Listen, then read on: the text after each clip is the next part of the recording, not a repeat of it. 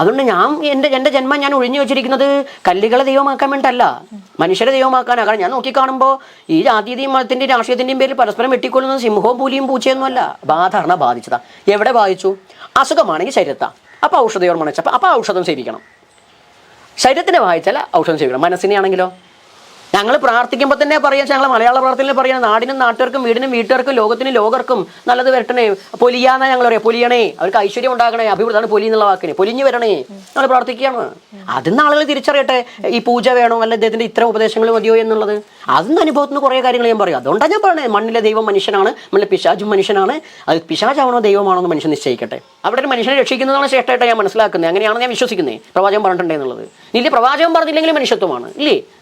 Hi hello media ഭാരതിന്റെ പുതിയൊരു chat ഷോയിലേക്ക് സ്വാഗതം.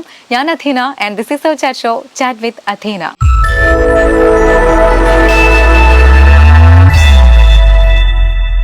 അതായത് ഇപ്പോൾ നമ്മളെ കാണുമ്പോൾ നമ്മളെ മുന്നിൽ ലൈറ്റ് ഇരിക്കുന്നുണ്ട്, സ്റ്റുഡിയോ ലൈറ്റ് ഇരിക്കുന്നുണ്ട്.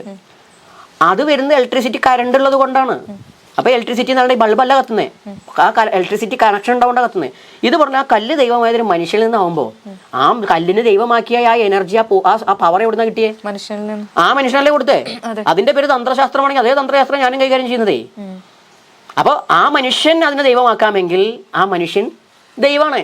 പക്ഷെ ആ മനുഷ്യനിൽ ദൈവത്തെ കാണാൻ നിങ്ങൾക്ക് പറ്റില്ല, നിങ്ങൾക്ക് കല്ലിൽ കാണാനേ പറ്റുള്ളൂ. അപ്പോൾ സത്യത്തിൽ മനുഷ്യനിൽ ദൈവത്തെ കാണുന്നവൻ തന്നെയാണ് ഏറ്റവും കേമൻ. പട്ടിയിൽ കാണുന്നവനാ കേമൻ, പൂജയിൽ കാണുന്നവനാ കേമൻ. ഇതൊന്നും കഴിയാത്തവനാ. ഈ വിഗ്രഹം പ്രതിഷ്ഠിക്കുന്ന തന്ത്രശാസ്ത്രത്തിന്റെ പ്രമാണം എന്ന് പറഞ്ഞുതരാം.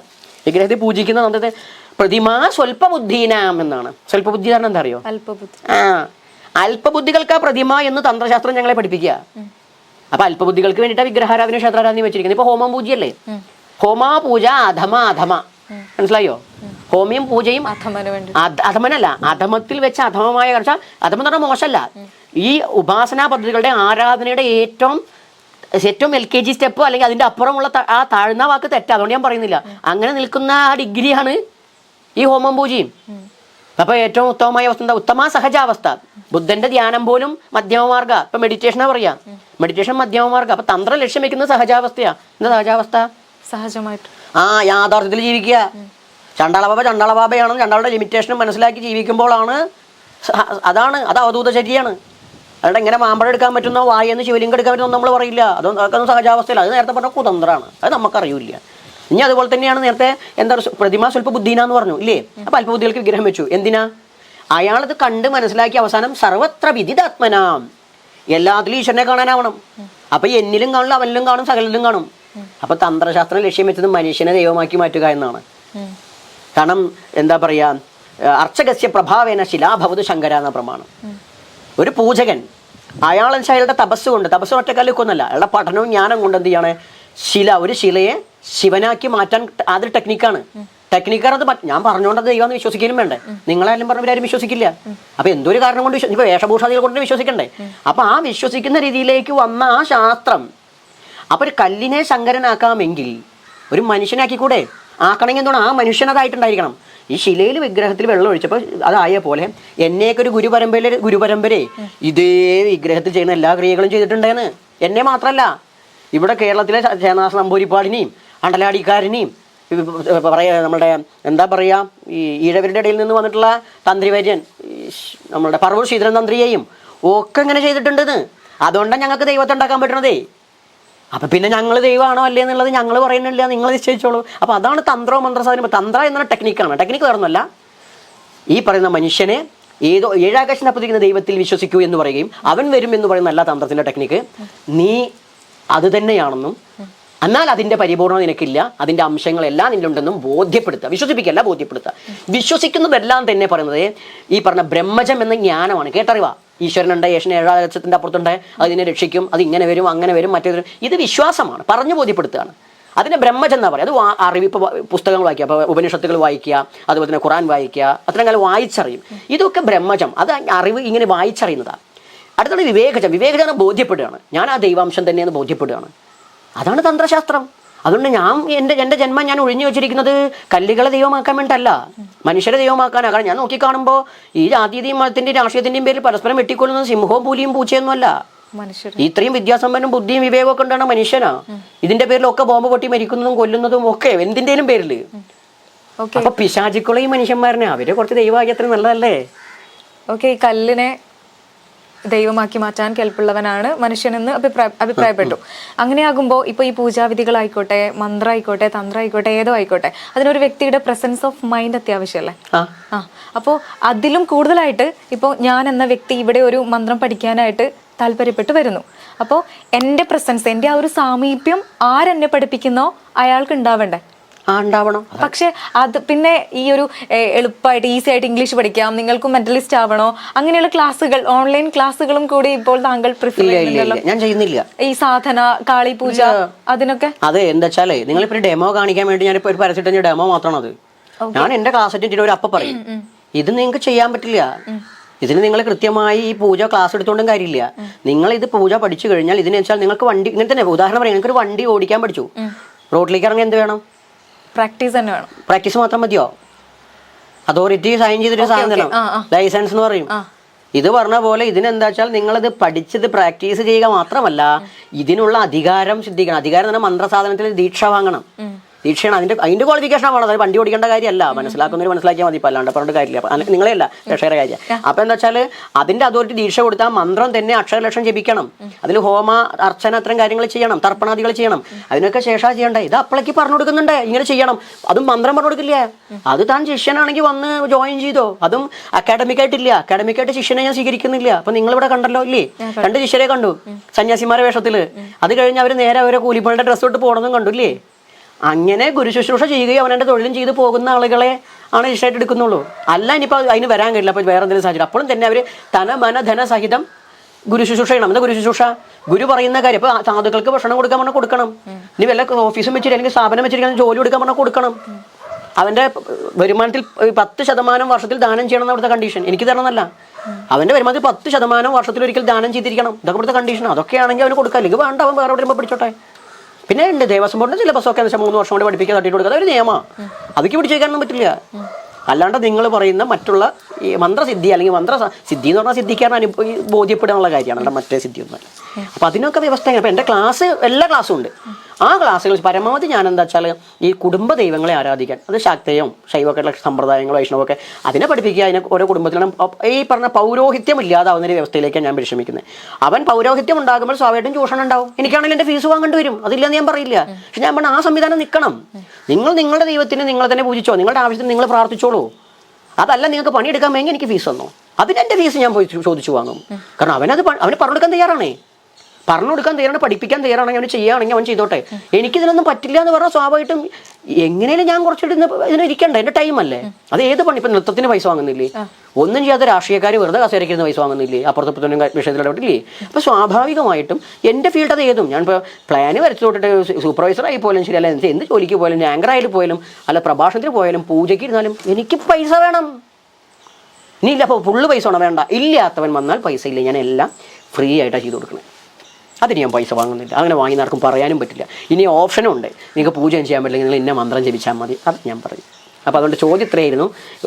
ഒരു ക്ലാസ് കൊണ്ട് എങ്ങനെ ഓൺലൈനിൽ ഇല്ല, പക്ഷേ അതിനോട് ഓൺലൈനിൽ ദീക്ഷയും മറ്റുള്ള കാര്യങ്ങളൊക്കെ നടത്തുന്ന സംഭവങ്ങളുണ്ട്. അവരത് ചെയ്യുകയാണ് ചെയ്തോട്ടെ, അത് അവരുടെ സ്വാതന്ത്ര്യവുമാണ്, അത് ഞാൻ കൈകടത്താനും വരുന്നില്ല. അത്തരം ആളുകൾ അത് അവരുടെ സ്വാതന്ത്ര്യം, അവരുടെ ഇഷ്ടങ്ങളാണ്, തെറ്റാന്ന് പോലും ഞാൻ പറയില്ല. അതൊക്കെ ഓരോരുത്തർ ഇഷ്ടമാണ്, ഞാൻ ചെയ്യുന്നില്ല. അല്ല, ഞാൻ ഈ യൂട്യൂബിലൊരു ഇത് കണ്ടിട്ടുണ്ടായിരുന്നു, ഷോർട്ട് വീഡിയോ കണ്ടിട്ടുണ്ടായിരുന്നു, ഇങ്ങനെ ഭുവനേശ്വരി പൂജയുടെയൊക്കെ ആവും. അതന്നെ, അതെന്താ കാളി പൂജ. അത് കാളി പൂജ പഠിപ്പിക്കുകയാണ്. പൂജ പഠിപ്പിക്കുക. നിങ്ങൾ സ്പോക്കൺ ഇംഗ്ലീഷിന്റെ ക്ലാസ്സിന് കയറി, അവർ ക്ലാസ് കൊടുത്തു, 10 ദിവസം കൊണ്ട് ക്ലാസ് എടുത്തു. അവർ ഈ പറഞ്ഞ പോലെ തന്നെ ചക്കക്കുരും വഴുതനങ്ങ എന്നൊക്കെ പറഞ്ഞെങ്കിൽ കുമ്പളങ്ങാക്കുള്ള കോഡുകളുടെ ഇംഗ്ലീഷ് പഠിപ്പിച്ചു. പറയേണ്ടത് ആരാ? നമ്മൾ. നിങ്ങൾക്ക് എക്സ്പീരിയൻസ്, നിങ്ങൾക്ക് ഇംഗ്ലീഷ് വേർഡുകൾ അറിയണ്ടേ? പഠിപ്പിക്കാനല്ലേ പറ്റുള്ളൂ.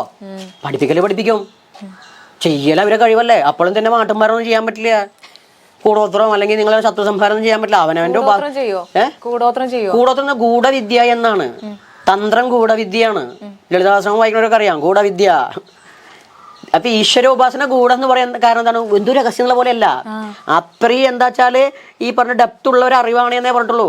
ഡെപ്തിനെ കാണിക്കാൻ വേണ്ടി പറഞ്ഞതാ രഹസ്യം. ആൾക്ക് മേലെ കൂടോത്രം ചെയ്തിട്ടുണ്ട്, ഓരോരുത്തർ വിശ്വാസം വെച്ച് അതൊക്കെ ചെയ്യോ ചോദിച്ചാൽ അറിയണ പണിയൊക്കെ എടുക്കും ഞാൻ. അതൊക്കെ അറിയായിരിക്കും. അറിയായിരിക്കും എന്നല്ല, അറിയോ? എന്നെ സംബന്ധിച്ച് ഞാൻ ഓൾറെഡി എന്താ വെച്ചാൽ ഞാനിപ്പോ ദേവസ്വം ബോർഡിന്റെ തന്ത്രി ലിസ്റ്റ് പെട്ട ഒരാളാ. തന്ത്രശാസ്ത്രം അറിയുന്ന ആളാണ്. തന്ത്രശാസ്ത്രത്തിന്റെ വിഷയമാണ് ഷഡ്കർമ്മങ്ങള്, എനിക്കറിയാം. പിന്നെ കേരളത്തിൽ ഇപ്പൊ ഈ മലബാരം എന്ന് പറഞ്ഞ ആദിമന്റെ ആദിവാസി ദലിത് വിഭാഗങ്ങളുടെ സ്വത്വനിഷ്ഠ ആത്മീയ പദ്ധതി എനിക്കറിയാം, അത്യാവശ്യം ആളുകൾക്ക് അറിയാം. അവർ ഇത്ര സംഭവങ്ങൾ വരുന്നുണ്ട്. അടുത്താണ് കൗളമാർഗം. ഇന്ത്യയിൽ മൊത്തത്തിൽ വ്യാപിച്ചിരിക്കുന്ന ശാസ്ത്രം, ഇന്ത്യയിൽ മൊത്തം ലോകത്തെമ്പാടും വ്യാപിച്ചു. ഇസ്ലാമിക കാഴ്ചപ്പാടിൽ പോലും കൗളത്തിന്റെ സിസ്റ്റം വരുന്നുണ്ട്, ക്രൈസ്തവരിലുണ്ട്. ലോകം മുഴുവൻ വ്യാപിച്ചിരിക്കുന്ന കൗള സിദ്ധാന്തത്തിന്റെ ഒരു പ്രചാരം കൂടി ഞാനെന്നുള്ളത് ഞാൻ പരമാവധി വേദികളിൽ ഞാൻ മുഖ്യധാര വേദിയിൽ പങ്കെടുത്തിട്ടുണ്ട്. ഇതിലൊക്കെ ഷഡ്കർമ്മങ്ങളുണ്ട്. അതിലൊരു ചെറിയ സിമ്പിൾ വിഷയമാണ് ഈ മുട്ട പരിപാടിയൊക്കെ പോണേ. നെഗറ്റീവായിട്ട് ചോദിക്കുന്നതല്ല. അല്ല, അതന്നെ അങ്ങയുടെ ചോദ്യം പോസിറ്റീവോ നെഗറ്റീവോ എന്നുള്ളതല്ല. എന്റെ വിഷയത്തിലുള്ളതാണ്, എനിക്കറിയാം. പക്ഷെ ബാബാജി എന്തിനാ ഉപയോഗിക്കുന്നത്? നിങ്ങൾക്ക് അതിനെ കുറിച്ച് അറിയാനാണെങ്കിൽ അറിയാൻ വേണ്ടി പറഞ്ഞു കൊടുക്കും, ആവശ്യത്തിനാണെങ്കിൽ ആവശ്യത്തിന്. കാരണം എന്താന്ന് വെച്ചാൽ ഇപ്പോ ഈ ഒരു 21-ാം നൂറ്റാണ്ട് ദൈവമില്ല എന്ന് അഭിപ്രായപ്പെടുന്ന ആൾക്കാരുണ്ട്, പ്രേതഭൂതാദികളില്ല എന്ന് അഭിപ്രായപ്പെടുന്ന ആൾക്കാരുണ്ട്, ഇങ്ങനെയുള്ള ഇതൊക്കെ തട്ടിപ്പാണ് എന്ന് പറയുന്ന ആൾക്കാരുണ്ട്. അപ്പോൾ അങ്ങനെ ഒരു സമൂഹത്തിൽ ജീവിക്കുന്ന ആ സമൂഹത്തിലെ ഒരു പ്രതിനിധി എന്നുള്ള രീതിയിലാണ് ഞാൻ അങ്ങയോട് ഈ ഒരു ചോദ്യം ചോദിക്കുന്നത്. അപ്പൊ അവിടെ ഞാൻ സിമ്പിൾ ആയിട്ട് മറുപടി തരാം. ഉണ്ട് എന്ന് വിശ്വസിക്കുന്നവനുണ്ട്, ഇല്ല എന്ന് വിശ്വസിക്കുന്നവനില്ല. ഓക്കെ, അതൊക്കെ ഉണ്ടെങ്കിൽ ഉണ്ട്, ഇല്ലെങ്കിൽ ഇല്ല. പക്ഷേ ഇതുപോലുള്ള കൂടോത്രം പോലെയുള്ള അല്ലെങ്കിൽ ശത്രു സംഹാര പൂജകൾ പോലെയുള്ള ഇതൊക്കെ നടത്തിയാൽ ആർക്ക് വേണ്ടിയിട്ടാണോ നമ്മൾ ഈ പൂജ ചെയ്യുന്നത് അത് സംഭവ്യമാകോ? അതാണ് എൻ്റെ ചോദ്യം. അങ്ങനെ പറ്റുകൊണ്ടല്ലേ ആൾക്കാർ നമ്മളെ തേടി വരുന്നേ. നമ്മളെയല്ല, നമ്മളെപ്പോഴുള്ളവരെ തേടി വരുന്നേ. നമ്മളെ പറഞ്ഞാൽ ഒറ്റ സിംഗിളാവും, അതല്ല പ്ലൂറലാക്കാം. നമ്മളെപ്പോഴുള്ളവരെ തേടി വരുന്നത് അതുകൊണ്ടല്ലേ. അവരെ വിശ്വാസം, അവരെ ബോധ്യമല്ലേ. ആളുകളിത് നമ്മളിത് പറഞ്ഞുകൊണ്ടല്ല ആൾക്കാർ വരുന്നതേ. ഈ പരസ്യങ്ങളൊക്കെ എന്നുണ്ടായേ? ഇപ്പൊ റീൽസൊക്കെ എപ്പോഴുണ്ടായേ? ഇപ്പൊ എനിക്ക് തോന്നുന്നു ഇൻസ്റ്റ തുറന്ന ഫുള്ള് ചുട്ടിച്ചാത്തനായിരിക്കും. ഇല്ലാത്തതിൽ ഇപ്പം എൻ്റെ ഭാഗത്ത് നിന്നാവും കുട്ടിച്ചാത്തനും കൂടുതൽ ഇല്ലാത്തത്. അപ്പോൾ എന്താ വെച്ചാൽ അത് അപ്പോൾ ഈ റീൽസ് ഉള്ളതുകൊണ്ടാണ് ആൾക്കാർ വരുന്നത്, സാമൂഹ്യ മാധ്യമം കൊണ്ടാണോ വരുന്നത്? ഞങ്ങൾ ഉണ്ടാക്കിയതല്ലല്ലോ ഇതിവിടെ പണ്ടേ ഉണ്ട്. അത് എക്സ്പീരിയൻസ്. അപ്പോൾ ഇല്ല എന്ന് പറഞ്ഞ ആൾക്കാരോ? അവരില്ല എന്ന് പറഞ്ഞോട്ടെ, നീ അവർക്ക് അനുഭവിച്ചാൽ അവർ വേറെ സയന്റിഫിക് ആയിട്ട് ഉത്തരം കണ്ടെത്തും. ഞാനൊരു ഉദാഹരണം പറയാറുണ്ട്. ഇപ്പൊ പാലയിൽ യക്ഷി ഉണ്ടെന്നൊരു വിശ്വാസം നിലനിന്നിരുന്നു ഇവിടെ, ഇല്ലേ? യക്ഷി ഗന്ധർവൻ. പാലയില് പാലപ്പൂ മടക്കുമ്പോ പാലപ്പൂവേ നിന്തിരു മംഗല്യ. അപ്പൊ വെച്ചാല് ആ യക്ഷി വരിക അല്ലെങ്കിൽ ഗന്ധർവൻ വരിക പറയുമ്പോൾ സ്വാഭാവികമായിട്ടും അങ്ങനെ ഒരു വിശ്വാസം ഉണ്ടായിരുന്നു. അതെങ്ങനെയാ സ്വാഭാവികമായിട്ട്? ഇപ്പോൾ നിങ്ങൾക്ക് അറിയപ്പോൾ ഇപ്പൊ എനിക്ക് തന്നെ അനുഭവം ഉള്ളതാണ്. നമ്മൾ ഈ അലർജി പ്രശ്നം, ഈ അലർജി പ്രശ്നം എന്ന് പറഞ്ഞാൽ ചില പുഷ്പം എന്നോട് പറഞ്ഞാൽ ബാംഗ്ലൂരിൽ ബാബാജി പരമാവധി പോയിരുന്നു. ഡോക്ടർ എന്താ അവിടെ ഏതൊരു മാറ്റം ഉണ്ട്, അതിന്റെ മണം ബാബാജിക്ക് പൊടി ബാബാജിക്ക് അലർജി ഉണ്ടാക്കും എന്നോട് പറയാം. ഏതാ മരത്തിന്റെ പേര് പറയാൻ എനിക്കറിയില്ല. അപ്പൊ അതായത് പാലപ്പൂവിന്റെ മണം ചില ആളുകൾക്ക് അലർജി ഉണ്ടാക്കുകയും ശ്വാസം മുട്ട് അനുഭവപ്പെടുകയും ചെയ്യും. ശ്വാസം മുട്ടിയാൽ നമുക്ക് തോന്നുക കഴുത്ത് പിടിക്കാന്നാ തോന്നുക. മനസ്സിലായില്ലേ? അവനോട് പോയിട്ട് കഴുത്ത് പിടിക്കാൻ അന്നത്തെ കാലത്ത് ഇത് അറിവുള്ള ആൾക്കാരനെ അന്നുള്ളത്. കഴുത്ത് പിടിക്കാൻ കാരണം പൊടി വന്നത് കൊണ്ട് നിന്റെ അതായത് കൊണ്ട് നിനക്ക് ശ്വാസം മുട്ടി, ഇതൊക്കെ പറഞ്ഞു ഞാൻ അങ്ങനെ നോക്കും. അതിനോട് ഒറ്റയടിക്ക് പല യക്ഷി ഉണ്ടായിരുന്നു. യക്ഷി എന്ന് പറഞ്ഞാൽ എന്താ അറിയോ? യക്ഷം, ആ അവ്യക്തമായ രൂപം എന്നാണ് യക്ഷി യക്ഷം എന്നുള്ളതിൻ്റെ അർത്ഥം. അപ്പോൾ രൂപമില്ലാത്തൊരവസ്ഥ അത് നിന്നെ ഉപദ്രവിച്ചിട്ടുണ്ട്, അതിനൊരു പേരിട്ടു. സ്വാഭാവികമായിട്ട് എങ്ങനെ ചാത്തന്റെ ബ്രഹ്മം പോത്തിനെ പോലെ പറഞ്ഞ പോലെ ഇവനേശ്വര രൂപം പറഞ്ഞു കൊടുത്തു. സയന്റിഫിക് ആയിട്ട് പറഞ്ഞവന് മനസ്സിലാവില്ല. അപ്പൊ അതാണ് പാലയിലെ യക്ഷി, മനുഷ്യ സ്ത്രീയല്ല. പിന്നെ അടുത്തത് സ്വാഭാവികമായിട്ട് അപ്പൊ എല്ലും പൊട്ടി ആൾക്കാരെ കൊന്നു നടന്നൊക്കെ തിന്നലൊക്കെ വിട്ടു കൊന്നിട്ടൊക്കെ ഉണ്ടാവും. പ്രഭുക്കന്മാർ പണ്ടും കൊല്ലും, ഇന്നത്തെ പോലെ തന്നെ. ഇന്നും അടിച്ചു കൊന്ന കേസൊന്നുമില്ല പ്രഭുക്കന്മാർക്കും ഭരണാധികാരികൾക്കെതിരെ. നമുക്കാണെങ്കിൽ പണ്ട് മനുസ്മൃതിനെ കുറ്റം പറഞ്ഞ കാലത്ത് ഞാൻ കൂടി പറയട്ടെ, മനുസ്മൃതിനെ കുറ്റം പറയുമ്പോൾ നമ്മൾ പറയും ബ്രാഹ്മണം വരുമ്പോൾ മാറിക്കൊടുക്കണം എന്ന് പറയും. ഇന്നും ഒരു മാറ്റമൊന്നുമില്ല. പിണറായി വിജയൻ തീയ സമുദായത്തിൽപ്പെട്ട ആളാ, അയാൾ വരുമ്പോൾ നമ്മൾ മാറിക്കൊടുക്കണ്ടേ? ഇല്ലേ? പട്ടികജാതി മന്ത്രി മാറിക്കൊടുക്കണ്ടേ? അവർക്കൊരു കേസ് വന്നാലേ അവരൊന്ന് അറസ്റ്റ് ചെയ്യാൻ ഒരുപാട് റൂൾസ് ചെന്ന് ജയിലിലിട്ടാലോ? അവർക്ക് പ്രിവിലേജ് പ്രകാരം അവർക്ക് പ്രത്യേകം പരിഗണന ഉണ്ടല്ലേ? അപ്പോൾ എല്ലാ കാലത്തും അധികാരികളെ ഞാൻ പറഞ്ഞത് അധികാരികൾ തല്ലിക്കൊല്ലും. സോ ആയിട്ട് അധികാരികൾ കൊല്ലുമ്പോൾ ചോദ്യം ചെയ്യാൻ പാടില്ല. അവരുണ്ടാക്കും യക്ഷി കൊന്നു മറ്റത് കൊന്നു എന്ന് പറയും. പിന്നുള്ള വിഷയമാണ് പണ്ട് പൊട്ടി എന്നൊരു സംഭവം ഉണ്ട്. പൊട്ടി തിരിപ്പിച്ചു എന്നൊക്കെ പറയും. പൊട്ടി എന്ന് പറഞ്ഞാൽ പൊട്ടിത്തെറിക്കുന്ന ഒരു പ്രകാശം വരിക ചെയ്യാം. ആളുകൾ നടന്നു പോകുമ്പോൾ അന്നത്തെ കാലത്ത് ഈ ലൈറ്റ് ഫെസിലിറ്റീസ് ഒന്നും ഇല്ല രാത്രിയിൽ. അപ്പോൾ എവിടെയെങ്കിലും പ്രകാശം കാണും. ആ പ്രകാശം കാണുമ്പോൾ എന്താ അറിയില്ല. അപ്പോൾ അതിന് പേര് പൊട്ടിയെന്ന്, ഒരു യക്ഷി പോലെ ഒരു ഭാവമാണ്. അത് നമ്മളെ വഴി പഴപ്പിക്കുന്നൊക്കെയാണ്. അതിന് പണ്ടുള്ള കാരണം ഇതൊന്നും ഇപ്പം ചെയ്യണമെന്നല്ല. പണ്ടുള്ള ഒന്നും മൂത്രമൊഴിച്ചാൽ മതി എന്നാ പറയുന്നത്. പക്ഷേ മൂത്രമൊഴിച്ചാൽ നമ്മളെ മൈൻഡ് സെറ്റ് മാറാൻ വേണ്ടിയിട്ടാണ് ചെയ്യാൻ പോണത്. വേറെ ഒന്നവരോട് പറയാൻ അല്ലെങ്കിൽ തുപ്പിയാൽ മതി എന്ന് പറയും. പക്ഷെ തുപ്പണമൊക്കെ എന്ത് വിശ്വാസം പോലെ ആൾക്കാർ കരുതേ തുപ്പ എന്തോ അതൊന്നുമല്ല, ഇവന്റെ മൈൻഡ് ഒന്ന് മാറ്റാൻ ഡൈവേർട്ട് ചെയ്യാൻ വേണ്ടിയാണ്. പക്ഷെ എന്താ വെച്ചാൽ വലിയ സംഭവമാക്കി എടുത്തു. അപ്പൊ ആ പ്രകാശം എന്താ ഈ പറഞ്ഞ പല സ്ഥലത്തും എന്താ വെച്ചാൽ ശ്മശാനങ്ങളൊക്കെ ഉണ്ടായിരുന്നു, ആളുകൾ അടക്കം ചെയ്യുന്ന പരിപാടി ഉണ്ട്. അപ്പൊ അങ്ങനെ സമയത്ത് ഈ ഫോസ്ഫറസ് പുറത്ത് വന്നിരുമ്പോൾ പൊട്ടുന്നത് ഈ ഓക്സിജൻ വേണ്ടി ചേരുമ്പോഴൊക്കെയുള്ള പൊട്ടിത്തെറി കേൾക്കുന്നേ. കാരണം ഇന്നത്തെ പോലെ അങ്ങനെ വലിയ കുഴിയൊന്നും ഉണ്ടാവില്ല. അപ്പൊ അങ്ങനെ വരുന്ന സമയത്ത് അത് കണ്ട് ഭയക്കുകയാണ്. അപ്പൊ ഇത് അറിയാം ഫോസ്ഫറസ് എന്ന് പേരുണ്ടാവില്ല, പക്ഷെ എന്താണ് പറഞ്ഞു കൊടുക്കാൻ കഴിയില്ല. അപ്പൊ എന്താണ് അതിന് വേറെ ഒരു പേരിട്ട് കൊടുത്തു. അപ്പൊ അങ്ങനെ അതെന്താ വെച്ചാൽ മാന്ത്രികത്തിന്റെ രീതി. ഇന്നത്തെ സൈക്കാട്രി വ്യവസ്ഥ സൈക്കോളജി വ്യവസ്ഥയാണ് ഈ മാന്ത്രികം. ഇവൻ മനുഷ്യത്തെ പോലെ അത് വ്യക്തമാക്കി കൊടുത്താൽ ഉൾക്കൊള്ളാൻ കഴിയില്ല. ഭഗവത്ഗീതാകാരൻ പറയുന്നുണ്ട് ഓരോരുത്തരെയും ബുദ്ധിതലം വ്യത്യസ്തമാണ്. നിങ്ങൾ സയന്റിഫിക്കായിട്ട് നിങ്ങൾക്ക് സയന്റിഫിക് ടെമ്പർ ഉണ്ടെങ്കിൽ അങ്ങനെ തന്നെ കേട്ടാൽ മതി. ആ ടെമ്പർ എല്ലാവർക്കും കൊണ്ട് തോന്നുന്നുണ്ടോ ഈ സയന്റിഫിക് ടെമ്പർ? നിങ്ങൾ ഗണപതി മിത്താണെന്ന് പറഞ്ഞപ്പോൾ ഇവിടെ ഉണ്ട്, ഞാൻ അടക്കം സമയത്തിൽ പങ്കെടുത്തിട്ടുണ്ടേ. ഗണപതി മിത്താണെന്ന് പറയുമ്പോൾ എന്താ കുഴപ്പം? അപ്പൊ ചോദിക്കുക എന്താ അള്ളാഹ് മിത്താണെന്ന് പറയാത്ത? ഇല്ലേ, ഇതൊക്കെ മിത്താണെന്ന് പറഞ്ഞത് ഉൾക്കൊള്ളൂ. ഇവിടുത്തെ ഏറ്റവും വലിയ ഡോക്ടേഴ്സ് പോലും ഈശ്വരന് വേണ്ടി വാദിക്കുന്നത് കണ്ടിട്ടില്ലേ? റോക്കറ്റ് വിടുമ്പോ തേങ്ങ പൊട്ടിക്കുന്നത് കണ്ടിട്ടില്ലേ? ഈ തേങ്ങേന്റെ വെള്ളത്തിൽ നിന്നാണോ റോക്കറ്റ് പോരണേ? അല്ലാതെ ഈ പറഞ്ഞ പോലെ അത് പൊട്ടുമ്പോഴുള്ള ശബ്ദം കൊണ്ടും അല്ലെങ്കിൽ ആ പവർ കൊണ്ടാണോ റോക്കറ്റ് പോകുന്നത്? ഓക്കെ, അതിന്റെ ഫ്ലൂവലൊക്കെ വേറെ തന്നെയല്ലേ, എന്നിട്ട് ചെയ്യണില്ലേ? ഇത്രയും സയന്റിഫിക് ടെമ്പറുള്ള ആളുകളാണ് ഇത് ചെയ്യുമ്പോൾ സ്വാഭാവികമായിട്ടും ആളുകൾക്ക് ഇത് എക്സ്പീരിയൻസ് ആകും. കാരണം അതെന്തോ ചെയ്തപ്പോൾ അവർക്ക് എന്തോ തോന്നിയിട്ടുണ്ട്, അതുകൊണ്ട് അവർ ചെയ്തായിരിക്കും. കൾച്ചറിന്റെ ഭാഗമെന്ന് ആരും പറയണ്ട. അപ്പൊ ഈ മാട്ടും മാറിനൊക്കെ വിശ്വാസം തന്നെ ബോധ്യമാണ്. കാരണം നമ്മൾ പ്രചരിപ്പിച്ചോണ്ടല്ല, ഇത്രയും കേമന്മാരാ പ്രചരിപ്പിക്കണത്. വലിയ പോലീസ് ഉദ്യോഗസ്ഥന്മാർ ദൈവത്തിന്റെ വേണ്ടി ഡിപ്പാർട്ട്മെന്റിൽ ഇരുന്നിട്ട് പ്രഭാഷണം നടത്തുന്നത് കേട്ടിട്ടില്ലേ? ഇല്ലേ, ഞാൻ ആരും പേര് പറയണില്ല. അയ്യപ്പന്റെ അടുത്തൊക്കെ പോയിരിക്കുന്ന പോലീസുകാരൊക്കെ നന്നായി പ്രഭാഷണം നടത്തുന്നില്ലേ? ഇതുപോലെ തന്നെ ഡോക്ടേഴ്സും മറ്റു മതപ്രഭാഷകന്മാരും വക്കീലന്മാരും അഡ്വക്കേറ്റുമാരായിട്ടുള്ള ജഡ്ജായിട്ടുള്ള ആൾക്കാർ പോലും മറ്റു മതങ്ങൾക്ക് വേണ്ടി സംസാരിക്കാൻ നമുക്ക് കാണാൻ പറ്റും. അപ്പം ഇത് എക്സ്പീരിയൻസ് ആണ്. അതുകൊണ്ട് ഇത് സയന്റിഫിക്കായ സംഭവങ്ങൾ തന്നെയാണ്. പ്രത്യേകിച്ച് തന്നെ അത് ആർക്കാണ് ആവശ്യം? മനുഷ്യൻ്റെ മറ്റേ മാന്ത്രികം എന്ന് പറഞ്ഞാൽ ഒരു മാനസിക ചികിത്സാ പദ്ധതിയാണ്. എനിക്ക് ബാധ കൂടിയെന്നാ പറയുക സാധാരണ. ബാധ പറഞ്ഞാൽ ബാധിച്ചതാ. എവിടെ ബാധിച്ചു? അസുഖമാണെങ്കിൽ ശരീരത്താ, അപ്പോൾ ഔഷധയോട് മണിച്ചപ്പോൾ അപ്പോൾ ഔഷധം സേവിക്കണം. ശരീരത്തിനെ വായിച്ചാൽ ഔഷധം ചെയ്യണം. മനസ്സിനെ ആണെങ്കിലോ മാനാർ ത്രായതി മന്ത്രം. മനസ്സിനാണെങ്കിൽ മനസ്സിനെ അതിൽ നിന്ന് ത്രാണം ചെയ്യിക്കണം, രക്ഷിക്കണം. അതിന് മന്ത്രം കൊണ്ട്. മന്ത്രം എന്ന് പറഞ്ഞാൽ എന്താണ്? ഇപ്പോൾ ശബ്ദങ്ങളായിരിക്കാം, അല്ലെങ്കിൽ സംസാരമായിരിക്കാം, അക്ഷരമാണല്ലോ. അപ്പോൾ സ്വയം അത്തരം കാര്യങ്ങളായിരിക്കാം, അല്ലെങ്കിൽ നിങ്ങൾ കൗൺസിലിങ്ങിലൂടെ ആയിരിക്കാം, അല്ലെങ്കിൽ ചിലപ്പോൾ ഒരു പൂജന് വേണ്ടിയിട്ടാണ് എന്നെ യക്ഷി പിടിച്ചു എന്നൊരാൾ കരുതുക. അയാളുടെ ഇല്ല പറയാൻ പറ്റില്ല, അയാൾ ബാധിച്ചത് തന്നെയാണ്. സ്വയമായിട്ട് അത് പോയി എന്ന് എനിക്ക് തോന്നണം. അത് തോന്നണമെങ്കിൽ ഇന്ന രീതിയിലുള്ള ട്രീറ്റ്മെന്റ് നടത്തിയാൽ എപ്പോഴും അസുഖങ്ങൾ ഓരോ അസുഖങ്ങൾക്ക് ഓരോ ട്രീറ്റ്മെന്റ് ഇല്ലേ? അപ്പോൾ ഇന്ന ചിന്തയ്ക്ക് ഇന്നതാണ് ട്രീറ്റ്മെന്റ്, കാരണം ഇന്നതാണ് അയാളുടെ പ്രശ്നം. അതിന് ഇന്ന രീതിയിൽ ട്രീറ്റ്മെന്റ് നടത്തി കഴിഞ്ഞാൽ അയാളത് പോകും. അത് ചികിത്സയാണ്, മാനസിക ചികിത്സാ പദ്ധതിയാണ്. മൃത്യുഞ്ജോമം നടത്തി കഴിഞ്ഞാൽ അതെന്താണ്? അതൊരു ഔഷധം തന്നെയാണ്. വെച്ചാൽ നമ്മുടെ എല്ലാ രോഗം മാറുന്നല്ല, അതിലിടുന്ന ഔഷധ ഗുണങ്ങളുള്ള ചില കാര്യങ്ങൾ നമുക്ക് പുകയ്ക്കുമ്പോൾ ഒരു ഗുണം ഉണ്ടാവും. എല്ലാത്തിനും അല്ല ക്യാൻസറായിട്ട് പോയിട്ടൊരു കാര്യമൊന്നുമില്ല. അപ്പം അത്തരം ഗുണങ്ങൾ അത്തരം സംഭവങ്ങൾക്കുണ്ടേ. ഇപ്പൊ ശാക്തേയ കർമ്മങ്ങളൊക്കെ രാത്രിയിലാണ് നടക്കുക സ്വാഭാവികമായിട്ടും. ഇപ്പൊ നിങ്ങൾക്ക് തന്നെ അറിയാം, തെയ്യം കിട്ടുമ്പോൾ ചുവപ്പ് വസ്ത്രം അല്ലേ, അതൊക്കെ അതിന്റെ ആംബിയൻസ് വേറെ. അപ്പൊ അത് ഭയം കുട്ടികൾക്ക് അധികം ആ ഭാഗത്ത് കുട്ടികൾക്ക് ഉണ്ടാവില്ല. ഏറ്റവും രാഷ്ട്രീയ കൊലപാതകം നടക്കുന്ന കൂടെ തന്നെയാണ്, ഭയം ഉണ്ടാവില്ല. ആ ഒരു ചോപ്പോ ഇരുട്ടോ യക്ഷി ഇതൊന്നും കൂടുതൽ ഭയം ഉണ്ട്. അപ്പം അത്തരം ഭയപ്പാടുകൾ നീങ്ങി കിട്ടും, അത്തരം ദൈവസങ്കല്പം. അപ്പോൾ ഒരുപാട് ഉദ്ദേശ ലക്ഷ്യങ്ങളിലൂടെ കടന്നു പോകുന്നൊരു പദ്ധതിയാണ്. ബ്രെയിൻ നന്നായി മാറ്റം വരും. കാരണം തന്ത്രശാസ്ത്രത്തിനൊക്കെ സംബന്ധിച്ചിട്ട് അക്ഷരങ്ങൾ ലിപിന്യാസം എന്ന് പറയും, മാതൃകാന്യാസം. അവിടെ നിത്യേന അം ആം മീം ഊം ഹൂം റൂം റൂം നൂം നൂം ഏം ഐ ഓം എന്നിട്ട് അക്ഷരങ്ങളായി ന്യസിക്കണേ.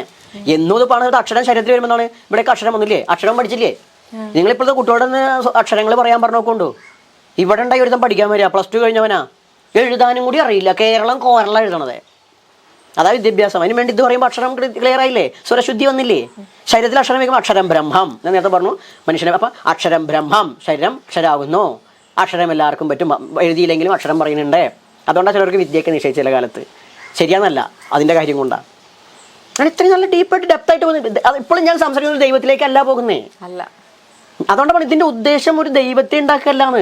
ദൈവത്തെ ഉണ്ടാക്കുന്നത് മനുഷ്യൻ്റെ ആവശ്യമാണ് കുട്ടി, ദൈവത്തിൻ്റെ ആവശ്യമല്ലേ. മനുഷ്യന് നന്മയിലേക്ക് നയിക്കാൻ എന്തെങ്കിലും ഉപാധികൾ വേണം. അപ്പം മനുഷ്യൻ കണ്ടെത്തിയതാണ്, നന്മ കരുതി ഉണ്ടാക്കിയിട്ടുള്ളതാണ്. അത് ട്യൂണിങ്ങിനാണ്. തന്ത്രം അതുകൊണ്ട് ട്യൂണിങ് ആണ്. നിങ്ങൾ അതിനോട് താതാത്മ്യം പ്രാപിക്കുകയാണ്. യത് ഭാവയതി തത് ഭവതി. നിങ്ങൾ എന്ത് ചിന്തിക്കുന്നു അതാവും. നിങ്ങൾ ഈശ്വരൻ എന്ന് പറഞ്ഞാൽ നന്മയെക്കുറിച്ച് ചിന്തിക്കൂ. നിങ്ങൾ ഈശ്വരൻ എന്ന സ്നേഹം, ദൈവം സ്നേഹമാകുന്ന ഈശ്വരനെ ചിന്തിക്കൂ, നിങ്ങൾ സ്നേഹമാകും. അല്ല ദൈവം എന്ന് പറഞ്ഞാൽ ഞങ്ങളുടെ രാജ്യം മാത്രമാണോ, ഞങ്ങളുടെ ലോകം മാത്രമാണോ ചിന്തിച്ചു കഴിഞ്ഞാൽ ലോകത്ത് പിശാചുക്കളും ഉണ്ടാവും. അത് തന്നെയുള്ളൂ. അപ്പം നന്മയും സ്നേഹവും സൗഹാർദ്ദവും ഐക്യവും അഖണ്ഡതയും പരസ്പരം ആദരിക്കലും അംഗീകരിക്കലും ഇതൊക്കെ ദൈവമാണെന്ന് കരുതൂ. അതുകൊണ്ടല്ലേ സർവം ഖല്ലിതം ബ്രഹ്മ, എല്ലാത്തിലും നിറഞ്ഞിരിക്കുന്ന ബ്രഹ്മം തന്നെയാണ്. ഈശാവാസ്യം ഇതം സർവം. ഈ സർവ്വതിനെ ഈശ്വരനെ സ്മരിക്കുന്നു.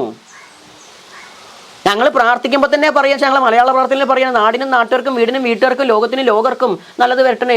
പൊലിയാന്നാ ഞങ്ങൾ പറയാം, പൊലിയണേ, അവർക്ക് ഐശ്വര്യം ഉണ്ടാക്കണേ, അഭിവൃദ്ധിയാണ് പൊലി എന്നുള്ള വാക്കിന്, പൊലിഞ്ഞു വരണേ ഞങ്ങൾ പ്രാർത്ഥിക്കുകയാണ്. ആ സങ്കല്പം ചെയ്യുമ്പോൾ എത്ര നല്ലതാ. അതാണ് ഇതിൻ്റെ ഉദ്ദേശം. പക്ഷെ അതിൽ നിന്ന് അതിലേക്ക് എത്തില്ല, ആളുകളെ കുറുക്കു വഴിക്കാരാ. ഇതൊന്നും വയ്യ, എനിക്കെൻ്റെ കാര്യം നടന്നാൽ മതി. അപ്പം അവർ ജ്ഞാനത്തേക്ക് വരില്ല. നിങ്ങൾ ഹോട്ടലിൻ്റെ ഉള്ളിൽ നിന്ന് ഗ്ലാസ് കിടക്കുന്ന ഉണ്ടംപൊരിയുമ്പോൾ നോക്കിക്കഴിഞ്ഞാൽ നോക്കാലേ ഉണ്ടാവുള്ളൂ, വാങ്ങി കഴിച്ചാലേ വിശപ്പ് മാറുള്ളൂ, ഇല്ലേ? അല്ലെങ്കിൽ രുചി അറിയുള്ളൂ. ഇതുപോലെ ഈ ശാസ്ത്രങ്ങളെ നിങ്ങൾ നോക്കിക്കാണാതെ അടുത്തേക്ക് വരും. ഒരു കാലത്ത് പഠിപ്പിച്ചില്ല പറയും, ഇന്ന് പഠിക്കാൻ സെൻ്ററുണ്ട്. ആരും ഞങ്ങളുടെ കെണിയിൽ വീഴരുതേ, നിങ്ങളിതിനെ മനസ്സിലാക്കൂ. തീർന്നില്ലേ? ഈ സ്ത്രീകളെയൊക്കെ വെച്ച് ചെയ്യുന്ന കേസുകൾ കേൾക്കുന്നില്ലേ?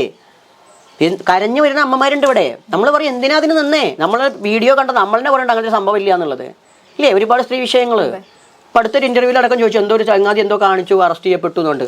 എന്തിനായാലും നിന്ന് കൊടുത്തേ, അതുകൊണ്ട് എന്തോ കാര്യം നടക്കുന്നു. അപ്പൊ ആളെ മാത്രം കുറ്റം പറയാൻ പറ്റില്ല. അങ്ങനെ ഒരു കാര്യം നടക്കുക, എന്ത് കാര്യം നടക്കുന്ന ഒരു കാര്യമുള്ളൂ, അതിന് അവിടെ പറഞ്ഞില്ല.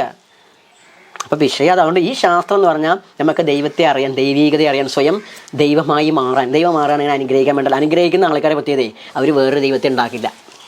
നിങ്ങൾ നോക്കിക്കൊണ്ട് ഇവിടെ നിങ്ങൾ ആൾദൈവം എന്ന് പറയുന്ന കാരണം എനിക്ക് മനസ്സിലായിട്ടുണ്ട്. നിങ്ങളാണ് ഈ സമൂഹം. അത്തരം ആൾദൈവങ്ങൾ മറ്റൊരു ദൈവത്തെ ഉണ്ടാക്കിയത് നിങ്ങൾ കാണില്ല.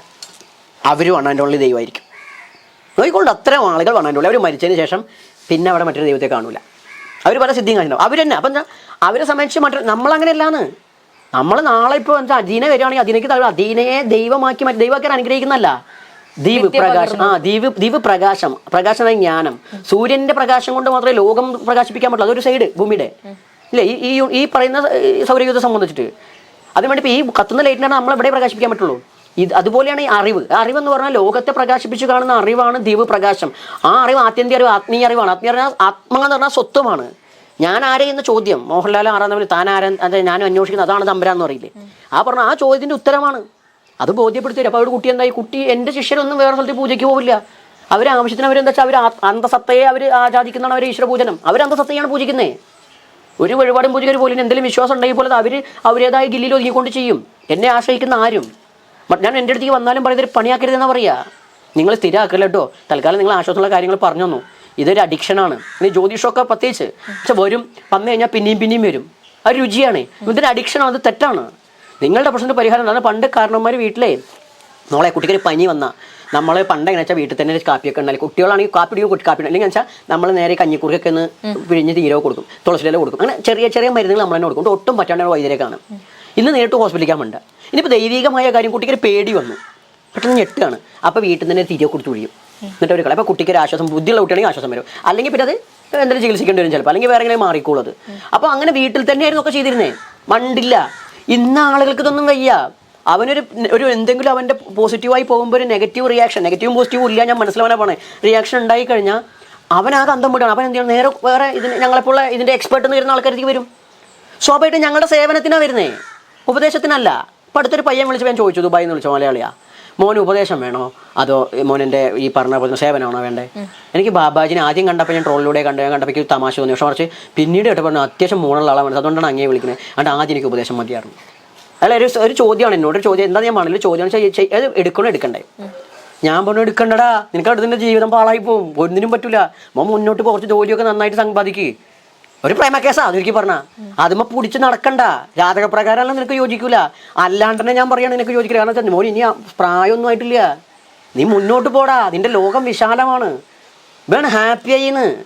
അപ്പോൾ ഉപദേശം വേണ്ടവന് ഉപദേശം വേണ്ടുള്ളൂ. ചിലരറിയിക്കും ഉപദേശം ഒന്നും മടക്കേണ്ടത്, നിങ്ങൾ പൂജ ചെയ്യാൻ പറ്റും അല്ലെങ്കിൽ ഓക്കെ ഡൺ, ഞാൻ ചെയ്യും. എന്തിനാ ഞാനല്ലെങ്കിൽ വേറെ ആള് എക്സ്ട്രായി ഞാൻ ചെയ്യുന്ന വിശ്വാസം, എന്നിൽ വിശ്വാസം ഉണ്ടല്ലോ എഴുതി വരുന്നത്, അത് ചെയ്ത് കൊടുക്കും. അപ്പോൾ സ്വാഭാവിക ആൾക്ക് എക്സ്പീരിയൻസ് ഉള്ള ആൾ വരും. ലോട്ടറി അടിച്ച ആൾക്കാരൊക്കെ ഉണ്ട് ഇവിടെ. 1 കോടി രൂപ ആകെ കടത്തിൽ പിടിക്കുന്ന ആൾക്ക് ഇവിടെ ഒന്ന് പോയിട്ട് 1 കോടി ലോട്ടറി അടിച്ചു. അവർക്ക് വലിയ ഭക്തരാ. അതുകൊണ്ട് ഞാൻ പൂജ ചെയ്തോണ്ടല്ലാന്ന്. പിന്നെ എങ്ങനെയാ ലോട്ടറി അടിച്ചു? അപ്പൊ അവരെന്താ കരുതുക? ലോട്ടറി അടിച്ചു, അവര് ടിക്കറ്റ് എടുത്തു. ടിക്കറ്റ് എടുത്തപ്പോൾ 1 കോടി അടിച്ചു. അവരെ കടം പിടി. സ്വാഭാവികമായിട്ട് അവർ ഇതിന് മുമ്പ് അമ്പലത്തിൽ പോകുന്നുണ്ട്. പക്ഷെ ഇവിടെ വന്നപ്പോൾ എന്താ ചെയ്തത്? ഇതുകൊണ്ടാവും. ഞാൻ അപ്പോൾ വേണ്ടി ഇതുകൊണ്ടല്ല കുട്ടി അതടിച്ചു. പക്ഷെ എന്താണ് അവരെ സമ്മതിച്ചത്? അവരെ വിശ്വാസമാണ്. ഇതാണ് ഞാൻ അവകാശപ്പെടുമ്പോഴാണ് പ്രശ്നം. ഞാനല്ലാന്ന്. പക്ഷെ ഞാൻ ഇതിപ്പോൾ ഇത് പറയുന്നതിന് വേണ്ടിയിട്ടാണ്. ഇങ്ങനെ പല ഇൻസിഡന്റ്, അസുഖം മാറിയ ആൾക്കാരുണ്ട്. ഞാൻ അപ്പോഴും എൻ്റെ അടുത്ത് വരുമ്പോൾ ഞാൻ പൂജ ചെയ്യാനല്ല വേണ്ടത്, ഡോക്ടറെ അടുത്ത് പോകാൻ. അവർ ഡോക്ടറെ അടുത്തേക്കാണ് പോയതേ, ഡോക്ടറെ മരുന്നുകൊണ്ട് അസുഖം മാറിയേ. പക്ഷെ എന്താണ് ഇത് നിർദ്ദേശിച്ചു കൂടാതെ ബാബാജി എന്തോ അവിടുന്ന് കാണിച്ചിട്ടുണ്ട്. ഒരു ചുക്കും കാണിച്ചില്ലെന്ന്. പണ്ട് പാണക്കാട് ഇവിടെ വലിയ ഡിവൈഎഫ്ഐക്കാരുടെ സമരം ഉണ്ടായ സമയത്ത് സാമയുടെയൊക്കെ ഒട്ടടിക്കുന്ന സമയമൊക്കെ ഉണ്ടായി കണ്ണൂർ. ഇവർ അവസാനം പോയി പാണക്കാട് തങ്ങളുടെ അവിടെ എത്തിയത്. തങ്ങൾ വെള്ളത്തിൽ ഊതുണ്ടായിട്ട് തങ്ങൾ പറഞ്ഞു ഞാൻ വെറുതെ വെള്ളത്തിൽ ഊതുന്നത് പച്ചവെള്ളമാണെന്നും പറഞ്ഞു. സമരമൊക്കെ ഒന്ന് അവസാനിച്ചു. സായിമാരെ മുടിയിട്ടൊന്നും അവിടെ നിന്ന് തങ്ങളുടെ പോകണം നല്ല. പക്ഷെ അവിടെ ഉണ്ടായില്ല, ഉസ്താമാരത്തൊന്നും ഉണ്ടായില്ല, പള്ളിയച്ചമാരത്തും ഉണ്ടായില്ല, ഒക്കെ ഈ സായിമാരത്ത് ഉണ്ടായുള്ളൂ. ഇത് പറഞ്ഞ് ഞാൻ പറയുകയാണെന്ന്. എൻ്റെ അടുത്തേക്ക് വരുമ്പോൾ ഞാൻ ഇത്രേ ചെയ്യണുള്ളൂ. പക്ഷെ ആളുകൾക്ക് വിശ്വാസമാണെന്ന്. ഞാൻ ആളെ തൊടാറും കൂടിയില്ല. അത് അശുദ്ധി കൊണ്ടല്ല. എന്തേലും തൊടുമ്പോൾ എനിക്കെന്തെങ്കിലും ഗുണം വേണ്ടേ? ഒരു ഗുണമില്ല. ഞാൻ നിങ്ങളെപ്പോലെ ഒരു പച്ച മനുഷ്യൻ. പക്ഷെ അതാ നേരത്തെ പറഞ്ഞു, ചില ബോധ്യങ്ങൾ അവരെ നിഷ്കളങ്കത കൊണ്ടാണ്. കാരണം ഞാൻ പറയാം, പ്രകൃതിയിൽ നമ്മൾ ഈ മാവിലെ മാങ്ങ പോലെ നമ്മൾ പ്രകൃതിയിൽ നിന്ന് ഉണ്ടായതാണ് അല്ലേ? അപ്പോൾ പ്രകൃതിയോട് അറ്റാച്ച് നമ്മൾ എല്ലാ കാര്യങ്ങളും തേങ്ങയും മാങ്ങയും പൈസയും ഒക്കെ ഉണ്ടാവേണ്ട ഈ പ്രകൃതി തന്നെ. ഒരാൾ നമുക്ക് 1000 തരണേ അയാൾക്ക് തോന്നണ്ടേ? അപ്പോൾ നമ്മുടെ ചിന്ത അയാളുടെ മനസ്സിലേക്ക് കയറണ്ടേ? അതൊരു കൃത്യമായിട്ടൊരു മൈന്യൂട്ടായിട്ട് പ്രവർത്തനം നടക്കുന്നുണ്ട്. അത് നിങ്ങളുടെ മൈൻഡ് സെറ്റ് എപ്പോൾ ഷാർപ്പാകുന്നോ, അത് തെളിഞ്ഞു വരുന്നോ, അപ്പോൾ ഇത് സാധ്യവും. അത് എന്നെ കണ്ട എൻ്റെ വാക്കിലൂടെ ആവുമ്പോൾ അങ്ങനെ സംഭവിക്കുന്നത്. അത് എൻ്റെ കഴിവുണ്ടല്ല, ആ വ്യക്തിയുടെ കഴിവാണ്. കാരണം ആ വ്യക്തിക്ക് അത് ഷാർപ്പാക്കി കൊടുക്കാൻ എനിക്കത് എല്ലാവർക്കും പറ്റില്ല. എല്ലാവരും ട്യൂൺ ചെയ്യാൻ എനിക്ക് പറ്റില്ല. ഓരോരുത്തർക്കേ പറ്റുന്നുള്ളൂ. എല്ലാവർക്കും എന്നെ ഉൾക്കൊള്ളാൻ പറ്റില്ല. ഇത്രയും പറഞ്ഞ സ്ഥിതിക്ക് ചോദിക്കേണ്ട ആവശ്യമില്ല, എന്നാലും ഉള്ളിലെ ഒരു സംശയം കൊണ്ട് ചോദിക്കുന്നതാ. അബദ്ധമാണെങ്കിൽ ആയിക്കോട്ടെ. അതായത് ഈ കണ്ണേറ് തട്ട് അതൊക്കെ ഉണ്ടോ? നിങ്ങൾ നോക്കിക്കൊണ്ട് ഓരോ വീടിൻ്റെ മുന്നിൽ കൂടെ പോകുമ്പോൾ അറബിയിലും ഹിന്ദിയിലും ഇംഗ്ലീഷിലും തമിഴിലും ഒക്കെ എഴുതി വെച്ചതും പിന്നെ കിം പുരുഷന്റെ രൂപം പ്ലാസ്റ്റിക്കിന്റെ രൂപമൊക്കെ എല്ലായിടത്തും കാണും. അവരത് ഉണ്ടെന്ന് കരുതുകൊണ്ടല്ലേ ദൃഷ്ടിദോഷം. ബാധകാധിപന്റെ ദൃഷ്ടി ആരോടത്തേക്ക് ഉണ്ടെങ്കിൽ ദൃഷ്ടിദോഷം പറയാ. അതുണ്ടോ? അപ്പോ ഞാൻ പറഞ്ഞില്ല, അത് പുറത്ത് കാണുന്നുണ്ടോ? ഇല്ല. ആളുകൾ കാണുന്നത് കാണുന്നില്ലേ, അല്ലാണ്ട് കാണാൻ പറ്റില്ല. സയന്റിഫിക് ആയിട്ട് പ്രൂവ് ചെയ്യാൻ പറ്റില്ല. അപ്പൊ അത് ഉണ്ടാവുകൊണ്ടല്ലേ അവരെ കാണിക്കുന്നേ. വാഗ്ദോഷം, നമ്മൾ സംസാരിച്ച വാഗ്ദോഷം, അതിൽ വിശ്വസിക്കുന്നുണ്ടോ? വാഗ്ദോഷത്തിൽ വിശ്വസിക്കുന്നുണ്ടോ? നമ്മളെ വായില നമ്മൾ ശരിയായില്ലെങ്കിൽ പല്ലിൻ്റെ എണ്ണം കുറയും. അപ്പൊ നമ്മൾ എന്ത് പറയുന്നു അതിനനുസരിച്ചിരിക്കൂലേ? അല്ല, അതാണ് വാഗ്ദോഷം. ഒരാൾക്ക് ഇഷ്ടപ്പെടാത്തത് അതിനാണ് വാഗ്ദോഷം. രണ്ടാമത്തേക്ക് ബാധകാതിയുടെ ദൃഷ്ടിക്ക് വാഗ്ദോഷം പറയും. അപ്പൊ വെച്ചാൽ വാഗ്ദോഷം വാഗ്ദോഷം കൊണ്ട് എന്താണ് ചിലക്കൊരു പ്രശ്നം ഉണ്ടാവും. അപ്പൊ അത് വിശ്വാസിയെ സംബന്ധിച്ച് വേറെ പ്രശ്നങ്ങളാണ്. അല്ലെങ്കിലും പ്രശ്നമുണ്ട്. അയാൾക്ക് ഇഷ്ടപ്പെടാണ്ടായില്ലേ, അയാൾ നമ്മൾ കുറ്റം പറയും. അപ്പൊ ഞാൻ തന്നെ സംസാരിക്കാൻ ഇഷ്ടപ്പെടാത്തവരെ എന്റെ വാക്കിന്റെ ദോഷമായിട്ടല്ലേ കാണുക, ഇല്ലേ? അപ്പൊ ഇതിലൊക്കെ കാര്യമുണ്ട്. ഒരാൾ നോക്കി എന്തൊരു നല്ല വീടാണേ, ഇത് നശിക്കുന്നവർ കരുതുക. അവരുടെ മനസ്സിൽ തട്ടി. ആ മനസ്സിൽ തട്ടിയത് ആ വ്യക്തി പിന്നീട് നടക്കുമ്പോൾ തട്ടിത്തറിഞ്ഞു വീണാലും അവനത് പറഞ്ഞു അതുകൊണ്ടാണ്, അല്ലെങ്കിൽ കുട്ടികളെ ഒന്ന് വരഞ്ഞാലും അതുകൊണ്ടാണ്. നമ്മുടെ മനയേവ മനുഷ്യാണ് കാരണം ബന്ധമോക്ഷയോ. മനുഷ്യന്റെ എല്ലാത്തിനും കാരണം മനസ്സാ.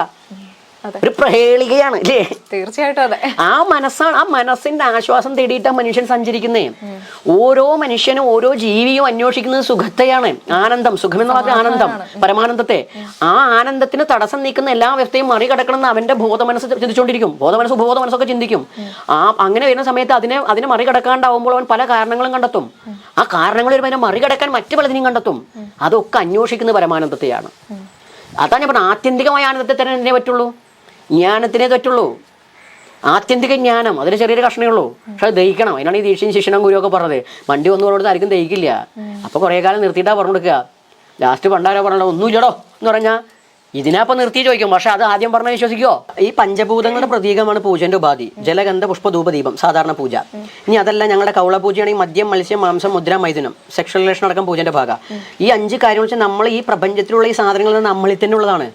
നമ്മളിൽ തന്നെയുള്ള നമ്മളാലോകുന്ന സാധനം കൊണ്ട് നമ്മളിവിടെ ഓരോന്ന് ചെയ്യുമ്പോൾ നമ്മളതിന് ട്യൂൺ ചെയ്യുകയാണെന്ന്, ഈ ബോധത്തേക്ക് നമ്മൾ കൊണ്ടുവരികയാണെന്ന്. അതുകൊണ്ട് പ്രകൃതിയോട് നമ്മൾ കമ്മ്യൂണിക്കേറ്റ് ചെയ്യാൻ വേണ്ടിയിട്ടുള്ള ഒരു വ്യവസ്ഥയാണതേ. മുസ്ലിങ്ങൾ നടക്കും. നിങ്ങൾക്ക് മാവിന് മാങ്ങ ഉണ്ടാവുന്നുണ്ടോ? അതെന്തുകൊണ്ട് അത് ഉണ്ടാവണ പോലെ തന്നെ നമ്മൾ ഈ പ്രകൃതിയിലൊരു സാധനം തന്നെയാണ്. അത് ആ ഷാർപ്നെസ് ആണ്. ഇതാണോ സത്യത്തിൽ പ്രപഞ്ചത്തിന്റെ അവസ്ഥ അല്ലെങ്കിൽ രൂപം എന്ന് പറഞ്ഞാൽ? ഇതാണോ പ്രപഞ്ചത്തിന്റെ രൂപം? ആദിരൂപം ഇതാണോ? ഇങ്ങനെ ചോദിച്ചാൽ അറിയില്ല. സൂക്ഷ്മമാണ്, ദൃശ്യമല്ലാത്തൊരവസ്ഥയാണ് അല്ലേ? ഇത് സ്ഥൂലമാണ്. പോയിന്റ് ഒന്നുമില്ല, പോയിന്റിന്റെ വ്യവസ്ഥ ഒന്നുമില്ല. മോൾക്ക് തോന്നുന്നു പോയിന്റ് ഒന്നല്ല. ആദ്യം ഉണ്ടായത് അങ്ങനെയാണല്ലോ. അതല്ല, പോയിന്റ് അല്ല. കാരണശലം എന്ന് പറഞ്ഞാൽ പോയിന്റ് അല്ല. അല്ലെങ്കിൽ മോഡേൺ സയൻസിനോട് ചോദിച്ചോളൂ, പോയിന്റ് അല്ല. പോയിന്റ് ഒന്നെന്ന് സ്ഥാപിക്കുകയാണ്. ഒന്നെന്ന് പാണെങ്കിൽ ഒരു സംഭവം ഉണ്ടാവണം. ഇനി മൈത്രേനാന്ന് തോന്നണ്ട എന്നെ കണ്ടിട്ട്. എനിക്ക് ഏറ്റവും ഇഷ്ടപ്പെട്ട അല്ല, എനിക്ക് ഒത്തിരി ഇഷ്ടമുള്ള ഒരു വ്യക്തിയാണ്. അപ്പൊ എന്ന് വെച്ചാൽ ഈ ഒരു ഒന്നെന്ന് പാണെങ്കിൽ ഒരു സാധനം വേണം. അതല്ല, ഒന്നെന്ന് പറയുന്നൊരു വ്യവസ്ഥയിൽ റൂമിൽ കയറിയിട്ട് അത് ഒന്നാന്ന് പറയാൻ പറ്റുമോ? അതുപോലെ ഒരു സംഭവമാണ്. അപ്പൊ അത് അങ്ങനെയുള്ളതിന്റെ സ്ഥൂല ഭാവമായി കാണുന്നത്. മനസ്സിലായില്ലേ? ഈ സ്ഥൂലതയ്ക്ക് അപ്പോൾ സൂക്ഷ്മതയുണ്ട്. ആ സൂക്ഷ്മത തന്നെയാണ് നിങ്ങളുടെ മൈൻഡും. ബോധമാണ് അതിനാണ് ബോധത്തെയാണ് ശിവം എന്ന് പറയുന്നത്. ശക്തി എന്ന് പറയുന്നത് ബോധത്തെയാണ്. ബോധം ശിവമാകുമ്പോൾ ആ ബോധത്തെ നയിക്കുന്ന എനർജിയാണ് ശക്തി. ബോധം ഉണ്ടായിട്ട് കാര്യമില്ല, ബോധം മൂവ് ചെയ്യണം, അതാണ് ശക്തി. അപ്പം അങ്ങനെ വരുമ്പോൾ ആ സൂക്ഷ്മതയിലേക്ക് പ്രവേശിക്കാനുള്ള ഉപാധികളാണിത്. ഈ ഉപാധി വെച്ചുകൊണ്ട് നമ്മളെ സൂക്ഷ്മമാക്കും, നമ്മളെ ബോധത്തെ. അപ്പോഴുള്ള ആ ഒരു നിങ്ങളിപ്പോൾ മൊബൈലിലേക്ക് ഇപ്പോൾ നമുക്ക് കോൾ വരുന്നുണ്ട്, വീഡിയോ കാണാനുണ്ട്. 32 വയസ്സുള്ളൊരു കുട്ടി ഏകദേശം 4-5 വയസ്സിലൊക്കെ പഠിക്കുന്ന സമയത്ത് മൊബൈലൊന്നും ഉണ്ടാവില്ല എനിക്ക് തോന്നുന്നു. 5ാം ക്ലാസ് പഠിക്കുന്ന മൊബൈലുണ്ടോ? ഇല്ല. അന്ന് ഇങ്ങനത്തെ ഒരു സാധനത്തെ കുറിച്ച് പറഞ്ഞാൽ ഉൾക്കൊള്ളാൻ പറ്റുമോ?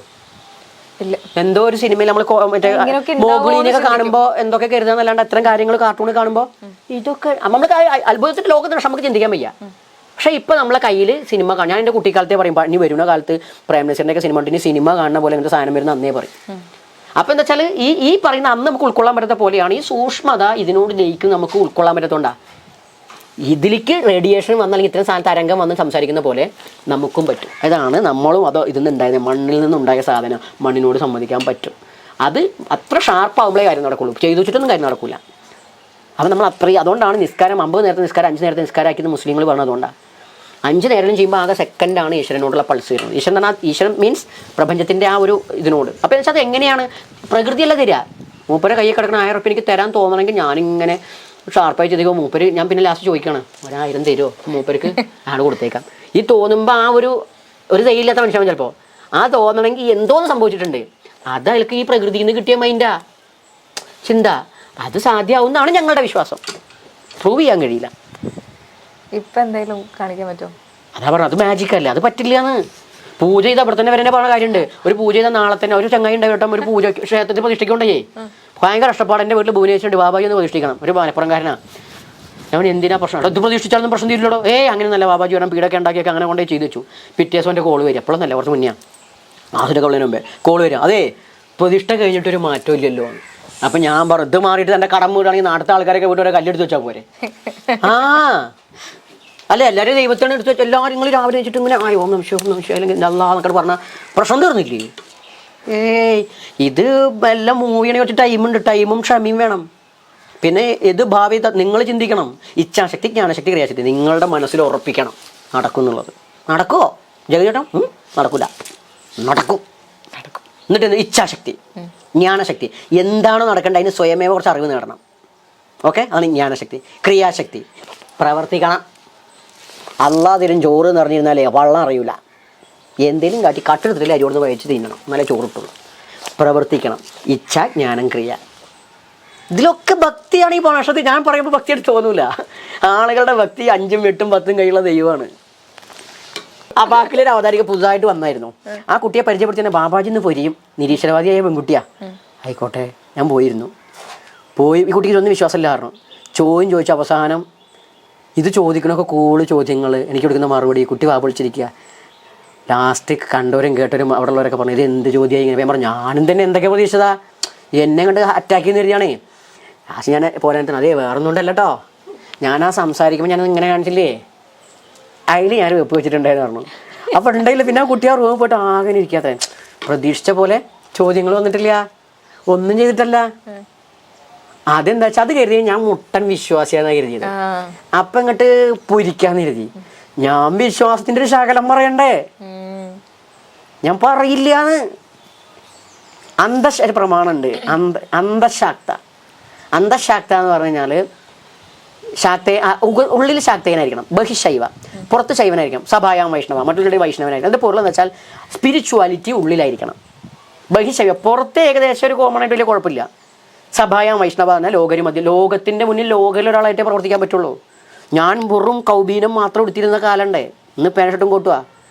നിങ്ങൾ കാണുമ്പോൾ ഇതൊക്കെ ഉണ്ട്, ഇതെൻ്റെ പുറത്തുണ്ട് എന്ന് എനിക്ക് തോന്നുന്നുണ്ട്, നിങ്ങൾക്ക് തോന്നുന്നുണ്ടാ? ഞാൻ പറയേണ്ട വാക്കിൻ്റെ അർത്ഥം മനസ്സിലായോ? ഇതൊക്കെ നിങ്ങൾക്ക് കാണാനാ. ഞാനിപ്പോഴും അതന്നെയാണ്.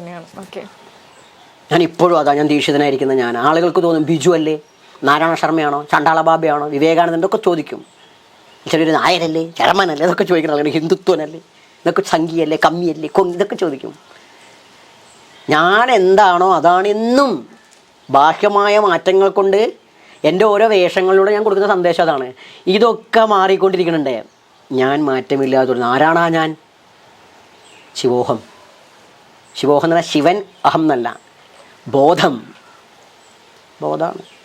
നിങ്ങളും ബോധം, ഞാനും ബോധം. അപ്പോൾ അതുകൊണ്ട് എന്താ വെച്ചാൽ ഇതാണ് എൻ്റെ ആത്മീയത. അപ്പോൾ എൻ്റെ സ്പിരിച്വാലിറ്റിയെ നിങ്ങൾക്ക് എങ്ങനെയും കിട്ടില്ല. കാരണം സ്പിരിച്വാലിറ്റി അങ്ങനെ പറയാൻ കഴിയില്ല, അത് എക്സ്പീരിയൻസ് ആണ്. ഇതുവരെ എൻ്റെ ഇൻ്റർവ്യൂ എവിടെയും നോക്കിക്കൊണ്ട് ഞാൻ ദിവ്യാത്ഭുതങ്ങൾ നിങ്ങൾ കേൾക്കില്ല. എത്ര ഇൻ്റർവ്യൂ ഞാൻ പലർക്കും കൊടുത്തിട്ടുണ്ട്. ദിവ്യാത്ഭുതം എവിടെയും ഞാൻ പറയുന്നത് കേൾക്കില്ല, പറയില്ല ഞാൻ. ഇവൻ മിസ്റ്റർ എം പോലും വലിയ അത്ഭുതങ്ങൾ പണിയാൻ കേട്ടിട്ടുണ്ട്. പിന്നീട് പറയുമ്പോൾ പഴയത് പറയാത്ത അവസ്ഥ ഞാൻ കണ്ടിട്ടുണ്ട്. കുറ്റം പറയല്ല. കൊറോണ വന്നപ്പോൾ അമൃതാനന്ദമയി ഓൾറെഡി ധ്യാനം കണ്ടുപിടിച്ചു അല്ലേ? ഇവിടെ ചോദിച്ചോക്കൊണ്ട് കൊറോണയുടെ മുന്നേ ഞാൻ എന്തെങ്കിലും മാറ്റുണ്ടോന്നില്ല, ഞാൻ പബ്ലിക്കായിട്ട് കാണില്ല. അപ്പോൾ എന്താ വെച്ചാൽ അത്രയും ദിവ്യാത്ഭുതങ്ങൾ പറയാത്തെന്താ വെച്ചാൽ അത് നമ്മളെ മറ്റെന്തോ ആണെന്ന് ചിത്രീകരിക്കാൻ വേണ്ടി പറയുന്ന പോലെയാണ്. ഞാൻ ആദ്യമേ പറഞ്ഞു, എൻ്റെ വിഷയം അതല്ല. എൻ്റെ വിഷയം സാമൂഹിക അരക്ഷിതാവസ്ഥയിൽ ഒരു സമൂഹം നേരിടുന്ന വിഷയങ്ങളെ അഡ്രസ്സ് ചെയ്യുക എന്നും അവർക്ക് പറ്റുന്നത് എനിക്ക് ചെയ്തു കൊടുക്കണമെന്ന് ഞാനും അനുഭവിച്ചിട്ടുണ്ട്. ഇനി വരുന്നൊരു തലമുറയ്ക്ക് ഇവിടെ വാസം സാധ്യമോ എന്ന് വെച്ചാൽ വാസം മറ്റൊരു അർത്ഥത്തിലും സാധ്യമല്ലാത്തൊരു വിഭാഗം ഉണ്ടല്ലോ. അത് ഞാൻ പറഞ്ഞു, എൻ്റെ ആത്യന്തിക വിഷയം അതാണെന്ന്. അത് ലോകത്തെ അഡ്രസ്സ് ചെയ്യാൻ എനിക്ക് ഈ സമൂഹത്തിൽ കടന്നു വരല്ലേ. എനിക്ക് ഒരുപാട് ഉപാധികളുണ്ട്. ആ ഉപാധിയാണ് നിങ്ങൾ കണ്ടുകൊണ്ടിരിക്കുന്നത്. ചണ്ടാള ബാബ വേറെ എവിടെ പോയിട്ട് നിങ്ങൾ ഇന്ത്യ മൊത്തം സഞ്ചരിച്ചോളൂ, ഒരു ചണ്ടാള ബാബയെ കാണാൻ പറ്റില്ല. ബ്രാഹ്മണ ബാബമാരെ നിങ്ങൾക്ക് കാണാൻ പറ്റും. സ്വയം ചണ്ടാളനാന്ന് പറയാൻ എല്ലാവർക്കും മടിയാ. അതെ, ഞാൻ ബാബാറിൻ്റെ അച്ഛനാ. ചണ്ടാളൻ ഉണ്ടെങ്കിൽ ചണ്ടാളുടെ അച്ഛൻ ഞാനാടാന്നാണ് പറഞ്ഞത്. അപ്പോൾ അതെന്തുകൊണ്ടാ വെച്ചാൽ അതൊക്കെ എൻ്റെ ഫ്രീഡം ഫൈറ്റാണ്. കാരണം ദലിതുകളെ ചുട്ടുകൊന്നപ്പോൾ ഉണ്ടായ എൻ്റെ ഒരു കാര്യമാണത്. അത് ഇതിൽ സംഘടന ചെയ്തൊന്നുമല്ല, ആ ആശയം ഇവിടെ ഉണ്ടല്ലോ. ദലിതുകളും അങ്ങോട്ട് ചെയ്യുന്ന വിഷയമൊക്കെ ഉണ്ടാവും കേട്ടോ, അതൊന്നും ഇല്ല ഞാൻ പാടില്ല. അതിന് വേറെ ആളുകൾ ഉണ്ടായി വരട്ടെ, എനിക്ക് ഒറ്റയ്ക്കെല്ലാം കഴിയില്ല. എന്നെ ഞാൻ സ്വാഗതം ചെയ്യുന്നു. അപ്പോൾ എന്താ വെച്ചാൽ അതുകൊണ്ട് ആത്മീയത എപ്പോഴും എൻ്റെ പേഴ്സണലാണ്. അതിനെ തേടുന്നവർക്ക് ഞാനത് കൊടുക്കുന്നുണ്ട്. അത് വളരെ ലളിതമായി വേണ്ടവർക്ക് ലളിതമായിട്ട് സംസാരിച്ചുകൊണ്ട്, അല്ല ക്രിയാത്മകമായിട്ട് വേണം. എനിക്ക് ക്രിയാപരമാണ്. യെസ്, നീ ഇങ്ങനെ ക്രിയയായിട്ട് ചെയ്തു. എൻ്റെ ബാബാജിയുടെ ആത്മീയത മതിയാറിന് ഞാൻ പറയാം. ക്രിയൊന്നും വേണ്ട, പറയും. ഒരു ക്രിയയും വേണ്ട, ഒരു പ്രാണായാമവും വേണ്ട, ഒന്നും വേണ്ട, ഒരു മെഡിറ്റേഷനും വേണ്ട. എൻ്റെ സ്പിരിച്വാലിറ്റി ബാബാജി ആത്യന്തികമായി അനുഭവിച്ച് അറിഞ്ഞ് ബോധ്യപ്പെട്ട ഒരു സ്പിരിച്വാലിറ്റി തരുവ ഞാൻ പറയും. ഒരു ക്രിയ ഒരു പദ്ധതിയും വേണ്ട, അത് ഞാൻ നിനക്ക് തരാം, നീ അത് ഫോളോ ചെയ്യേ. ഇത് കഴിഞ്ഞിട്ട് പിന്നെയും തെണ്ടി കിടക്കാനാണെങ്കിൽ വേണ്ട, നീ ഇതൊക്കെ ഇവിടെ തന്നെ പഠിച്ചോട് പോയിക്കോ. അല്ലാണ്ട് പിന്നെ ഇതിനായിട്ട് തണ്ടല്ല, ബാബാജിയുടെ അടുത്ത് പോയി അത് വേണ്ട. അങ്ങനെയാണെങ്കിൽ നീ പൂജ ചെയ്യാനും നിസ്കരിക്കാനും ഒക്കെ പഠിച്ചിട്ട് പോയാൽ മതി. അതല്ല ആത്യന്തികമായിട്ടാണെങ്കിൽ എൻ്റെ ആത്മീയത അതാണ് 4 വരി. എൻ്റെ ആത്യന്തിക ഉപദേശം 4 വരി. അതിൽ ദേഹമാണ് ദേവാലയം, പ്രാണനാണ് ദൈവം, കർമ്മമാണ് സാധന, ലയമാണ് സമാധി. ഇത് എൻ്റെ ബോധ്യത്തിൽ നിന്നുണ്ടായ ആത്മീയതയാണ്. ഞാൻ പണിയെടുക്കാനേ പറഞ്ഞിട്ടുള്ളൂ. ശരീരത്തെ ഭംഗിയായി കൊണ്ടുനടക്കണം. പുട്ടിയും പൗഡറൊക്കെ ഇടാൻ ഇടാൻ. പക്ഷെ ശരീരം എന്ന് പറഞ്ഞാൽ കേവല ശരീരമല്ല. നമ്മൾ ഇരിക്കുന്ന നമ്മളുടെ റൂമാകാം, ഓഫീസാകാം, വീടാകാം, നാടാകാം, രാജ്യമാകാം, ലോകമാകാം. ഇതൊക്കെ ദേഹമാണ്. ഈ യൂണിവേഴ്സിൻ്റെ ദേഹമാണ്. അങ്ങനെയാണ് ദേഹത്തെ കണ്ടത്. ജീവൻ എന്ന് പറഞ്ഞാലോ നമ്മുടെ ജീവൻ മാത്രമല്ല, ഈ പ്രപഞ്ചത്തിൽ മുഴുവൻ നിറഞ്ഞു നിൽക്കുന്നത് പ്രാണനാണ്. അത് കർമ്മം എന്ന് പറഞ്ഞാലോ എൻ്റെ തൊഴിൽ മാത്രമല്ല, മറ്റെല്ലാ തൊഴിലുകളും, മറ്റൊരു ഉപദ്രവമില്ലാത്ത എല്ലാ തൊഴിലുകളും കർമ്മ എന്താ പറയുക, ഉപാസനയാണ്. കർമ്മ സാധനയാണ്. ഇത് 3 ലെവൽ ക്ലിയറായി വന്നു കഴിഞ്ഞാൽ ഇതിന് കൃത്യമായി സത്യസന്ധമായിട്ട് ആത്മഹത്യ, നേരത്തെ സിയുടെ കാര്യം പറഞ്ഞാൽ സത്യസന്ധത ഇല്ലാണ്ടല്ല, അവിടെ ലയം സാധ്യമല്ല. അയാൾക്കൊന്നും ജീവിതത്തിൽ അയാളെപ്പോഴുള്ള ആളുകൾക്ക് അയാളല്ല, അവർ സന്യാസിയാണെങ്കിൽ പോലും അവർക്കൊന്നും അത് സാധ്യമാവില്ല. എന്താ സംഭവിച്ചാൽ അവർ സത്യസന്ധമായി വർക്ക് ചെയ്യുന്നില്ല, അവർ അലട്ടിക്കൊണ്ടിരിക്കും. ഇപ്പം ഇല്ല, ഫീൽഡ് ഔട്ട് ആവണം. അവർ പലട്ടും അവർ പല രീതിയിൽ റിയാക്ട് ചെയ്യും. പ്രകൃതി റിയാക്ട് ചെയ്യും, ദൈവമല്ല. ഞാൻ പറയാം, എൻ്റെ ഒരു വാക്കന്നെ ഞാനിവിടെ എഴുതി കൊടുത്തിട്ടുണ്ട്. ദൈവം കോപിക്കും എന്ന് കേട്ടിട്ട് നിങ്ങളൊന്നും ചെയ്യാതിരിക്കരുത്. നിങ്ങൾ എന്ത് വേണേ ചെയ്തോ, ദൈവം കോപിക്കാൻ പോകുന്നില്ല, കോപിക്കുന്നൊരു വ്യവസ്ഥയല്ല. എന്നാൽ നിങ്ങൾ എന്ത് ചെയ്താലും അതിനൊരു റിയാക്ഷൻ ഇവിടെ ഉണ്ടാവും. പ്രകൃതി നിങ്ങളോട് ചെയ്യുന്നതാണ്, ദൈവമല്ല. നിങ്ങളൊരു ബോൾ എറിഞ്ഞാൽ ബോൾ ഇവിടെ തിരിച്ചാൽ ദൈവം എറിയുന്നതല്ല. ആ ചുമരുമ്പോൾ തൊട്ട് അതേ പവറിൽ ന്യൂട്ടൻ്റെ സിദ്ധാന്തം നമ്മൾ തിരിച്ചു വരുന്നതാണ്. അത്രയേ ഉള്ളൂ. നമ്മൾ എന്ത് ചെയ്താലും, ഇപ്പം ഞാൻ മോളെ ഒന്ന് തോണ്ടിക്കഴിഞ്ഞാൽ മോൾക്ക് ഇഷ്ടമില്ലെങ്കിൽ മോള് ചിലപ്പോൾ കരയും, ചിലപ്പോൾ കേസ് കൊടുക്കും. ഇതൊന്നുമില്ലെങ്കിൽ എനിക്ക് റിയാക്ട് ചെയ്യും. അതെങ്ങനെ ബാബാജിക്ക്? ഒന്നല്ലെങ്കിൽ എൻ്റെ മകളെ മറ്റൊരുത്തൻ തോണ്ടും, എൻ്റെ അമ്മയെ തോണ്ടും, പെങ്ങളെ തോണ്ടും, എൻ്റെ കുടുംബത്തിലായാലും തോണ്ടും, അല്ലെങ്കിൽ വേറെ ആരെങ്കിലും തോണ്ടും, എനിക്ക് വേണ്ടപ്പെട്ടവരെ. കാരണം ഞാൻ കൊടുത്ത സന്ദേശം ഇതാണ്, ഏതൊരു പെണ്ണിനെയും തോണ്ടാമെന്നാണ്. അതുകൊണ്ട് അത് പ്രകൃതിയുടെ റിയാക്ഷനാണ്. അപ്പോൾ അത് എഴുതി വെച്ചപ്പോൾ എൻ്റെ ദൈവം, എൻ്റെ ആത്മീയത വളരെ സിമ്പിളാണ്. പക്ഷെ ആളുകൾ ഈ ട്രഡീഷണലി പോകുന്ന ആത്മീയതയാണ് പൂജ, ഹോമ, കർമ്മ, പ്രാണായാമ, മെഡിറ്റേഷൻ എക്സെട്ര. അപ്പോൾ സ്വാഭാവികമായിട്ടും അത്തരം ആവശ്യക്കാർക്ക് ആ രീതിയിൽ അവർക്ക് പോകാൻ കഴിയില്ല. ഇത് തെറ്റല്ല, ഈ പറഞ്ഞ ഹോമം പൂജയും തെറ്റല്ല. അത് അതിൻ്റെ ഉദ്ദേശശുദ്ധിയിലേക്ക് കടക്കുന്നില്ല.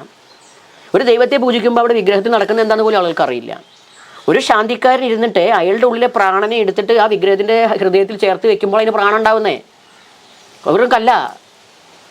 അപ്പോൾ സ്വാഭാവികമായിട്ട് എന്താണ്, ഇയാളുടെ പ്രാണനെ അടുത്ത് വെച്ചേ എന്നിട്ട് അതിനെ പൂജിക്കുകയാണ്. അതിന് ചോറും കറിയൊക്കെ ഇയാളെ വാരി കൊടുക്കുന്നേ. എത്ര സിമ്പിളായിട്ട്. അപ്പോൾ അയാളുടെ ഉള്ളിൽ എനർജി ആണല്ലോ, അല്ലെങ്കിൽ അയാളുടെ പ്രാണനെ എനർജി പുറത്തേക്ക് എടുക്കാൻ കൂടി കഴിയില്ല. വെറും സങ്കല്പം വരില്ല. കാരണം കാർബൺ ഡൈ ഓക്സൈഡ് എല്ലാവർക്കും ഇന്നത്തെ കാലത്ത് അറിയാം. പക്ഷേ ഇതാ, അപ്പോൾ സങ്കല്പമുണ്ട്. കൊണ്ടിലും ശക്തി ഉണർന്ന് സാധാരണ വരെ എത്തിയത് പിന്നീട് ഇടയിലൂടെ വന്നു എന്നൊക്കെ പറഞ്ഞ സങ്കല്പമുണ്ടേ. പക്ഷേ ഇതത്രേ ഉള്ളൂ. പക്ഷെ എന്താണ്, ഇപ്പോഴും എന്നെ കളിയാക്കുന്ന പോലും ഇത് അറിയാണ്ടാണ്. അത് ദൈവമാണിത്. കേവലം കാർബൺ ഡൈ ഓക്സൈഡ് കയ്യിൽ നിന്ന് പോയി എന്നിട്ട് അവിടെ വെച്ചാൽ അവിടെ ദൈവം. പക്ഷെ എന്താണ്, അത് വിശ്വാസം കൊണ്ട് ഉറപ്പിക്കുകയാണ്. തെറ്റല്ല, അത് ശാസ്ത്രമാണെന്നാണ് പറഞ്ഞത്. കാരണം മറ്റൊരിതിനും ട്യൂൺ ചെയ്യാൻ ഉപയോഗിക്കുന്നുണ്ടല്ലോ. അതൊന്നും വേണ്ട ആവശ്യമില്ല, ഈ കേട്ടാൽ മതി. എന്താണ്, അവനെൻ്റെ പണി എടുത്തിട്ട് അവൻ്റെ ശരീരം അവനെ ഇഷ്ടമുള്ള പോലെ, അതാ പറഞ്ഞത്, നിങ്ങൾ ഇഷ്ടമുള്ള ജീവിക്കും, മറ്റൊരു ഉപദ്രവം ഉണ്ടാക്കരുത്. അത് ഈ ലോകം നിങ്ങൾക്കും എനിക്കും അവർക്കുമുള്ളതാണ്. റൈറ്റ്സ് ഉണ്ട് അതിന്. അത് അംഗീകരിച്ചു കഴിഞ്ഞാൽ അതാണ് സ്പിരിച്വാലിറ്റി. ഇനി വരാൻ പോകുന്ന കാലഘട്ടത്തിനും ഞാൻ പറഞ്ഞത് പൂജാമുറിയും അമ്പലങ്ങളൊന്നല്ല. അപ്പോൾ ചെയ്യുന്നതോ അതൊരു മിഷൻ്റെ ഭാഗമാണ്, മറ്റുള്ളവർക്കുള്ളത് കൊണ്ട്. പക്ഷേ ഞാൻ അപ്പോൾ തന്നെ പറയുകയാണ്, വരും കാലഘട്ടത്തിൽ ഇതൊന്നും നിൽക്കില്ല.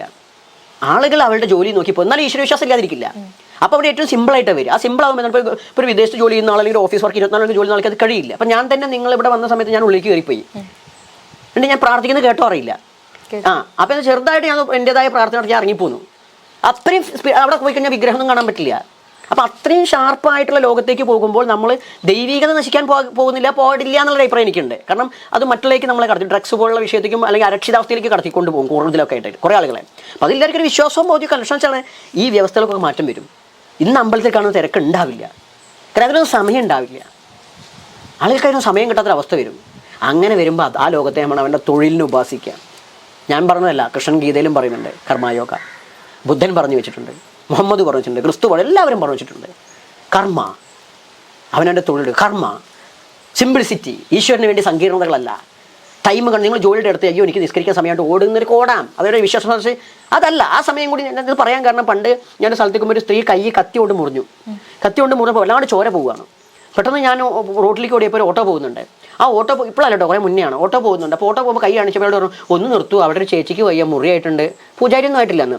അപ്പോൾ സ്കൂളിൽ പഠിക്കുന്ന സമയം ഒന്ന് കൊണ്ടുപോയി അയാൾ അയ്യോ ഒന്ന് പള്ളിയുണ്ട്, പള്ളിയിൽ പോകണം. ഞാൻ അയാളുടെ മതത്തെ വിശ്വാസത്തെ കുറ്റപ്പെടുത്തല്ല, വേറെ ആരും കിട്ടിയിട്ടില്ല. പക്ഷെ മറിച്ച് അയാൾ ചിന്തിക്കുന്നില്ല. പ്രവാചക വചനത്തിൽ അങ്ങനെയല്ലാന്ന് ഞാൻ മനസ്സിലാക്കിയത്. അവിടെ ഒരു മനുഷ്യനെ രക്ഷിക്കുന്നതാണ് ശ്രേഷ്ഠമായിട്ട് ഞാൻ മനസ്സിലാക്കുന്നത്. അങ്ങനെയാണ് ഞാൻ വിശ്വസിക്കുന്നത്, പ്രവാചകൻ പറഞ്ഞിട്ടുണ്ടേ എന്നുള്ളത്. ഇല്ല പ്രവാചകൻ പറഞ്ഞില്ലെങ്കിൽ മനുഷ്യത്വമാണ് ഇല്ലേ, അയാൾക്ക് അതാണ് വലുത്. പക്ഷേ ദൈവത്തെ അറിഞ്ഞവനോ നേരെ ഈ വ്യക്തിനെ ഹോസ്പിറ്റലിൽ കൊണ്ടുപോകാൻ നോക്കും. അതാണ് കർമ്മ. അതായത് പണിക്ക് വരുന്ന സാധാരണ ബേസം പണിക്ക് വരുന്ന ആള് 2 ദിവസം കാണില്ല എന്താ തട്ടകത്തിലെ പൂരാർന്ന് പറയും. തട്ടകത്തിലെ പൂരാണെങ്കിൽ ഇവന്റെ കർമ്മയാണ് ഇവന്റെ പൂജ. ഇവൻ പട്ടകത്തിലെ പൂജ. അപ്പം ഇവന് ആഘോഷം വേണ്ട, ആഘോഷത്തിന് പോയിട്ട് അത് ഓക്കെ.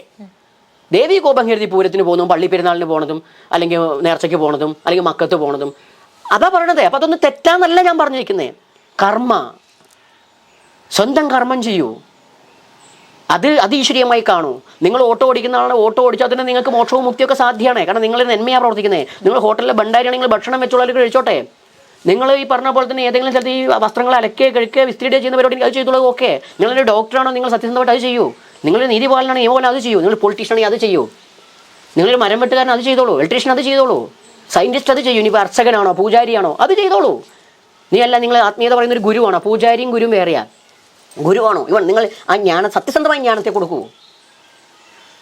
എന്തിന് നിങ്ങൾ ലൈംഗിക തൊഴിലാളിയാണെങ്കിൽ പോലും അത് സത്യസന്ധം ആത്മാർത്ഥമായിട്ട് ചെയ്തോളൂ. അതിന് അനുവാദമുള്ള നാട്ടിൽ രാജ്യത്ത് എവിടെ വേണമെങ്കിലും സത്യസന്ധത ഉണ്ടാവട്ടെ. ഇത്രയേ ഉള്ളൂ. അവൻ്റെ പ്രൊഫഷൻ ഭംഗിയായി ആത്മാർത്ഥമായിട്ട് ചെയ്യുക. അതിലേറെ അപ്പുറം ഒരു പൂജയില്ല.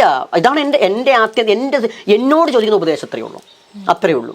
ഞാൻ എവിടെയും പറഞ്ഞു വെച്ചതും എൻ്റെ സന്ദേശവും അതാണ്. മറ്റതൊക്കെ ട്രഡീഷണൽ ഉള്ള കാര്യങ്ങളെ പഠിപ്പിക്കുന്ന ഒരു ഇൻസ്റ്റിറ്റ്യൂട്ട് ഞാൻ നടത്തുന്നുണ്ട്. പിന്നെ മറ്റുള്ളത് എനിക്ക് അറിയുമെന്നുള്ള മറ്റുള്ള ബോധ്യമാണ് ഞാൻ പറഞ്ഞിട്ട് തന്നെ വേണ്ടേ.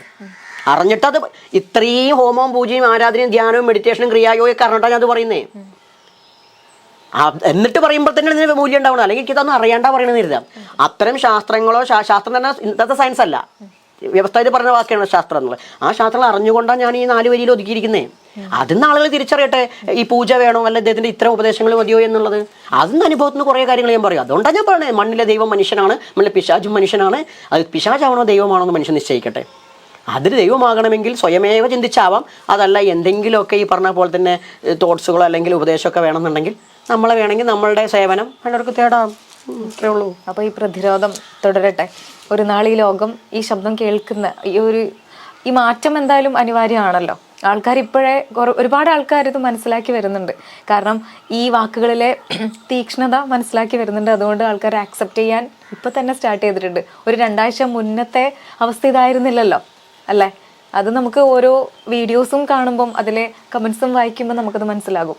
അപ്പോൾ ആൾക്കാർ മനസ്സിലാക്കി തീർച്ചയായിട്ടും ഇതും കടന്നു പോകുന്നു പറയുന്ന കേട്ടില്ലേ, അതുപോലെ തന്നെ ഈ കാലവും കടന്നു പോകും. അപ്പോൾ നല്ലൊരു നന്മയുടെ ഒരു കാലം തീർച്ചയായിട്ടും ഉണ്ടാവും.